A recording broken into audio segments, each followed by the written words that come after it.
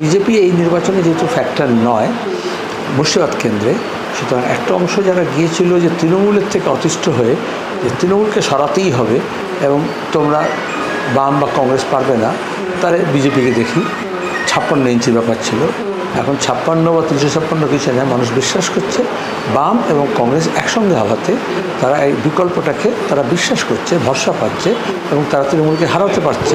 এই বিশ্বাসের থেকেই তারা এখন বিজেপিকে আর ভোট দেবে না, কারণ সেটা নষ্ট হয়ে যাওয়া। বেশ, আচ্ছা আমি একটু বলছি, ভুল হলে আমাকে একটু শুধরে দেবেন।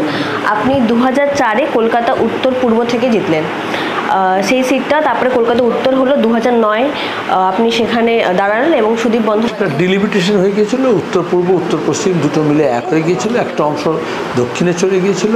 তাও আমি যেহেতু ওখানকার মানুষ আমাকে জিতিয়েছিলেন, আমি ওখানে আবার একবার লড়েছি।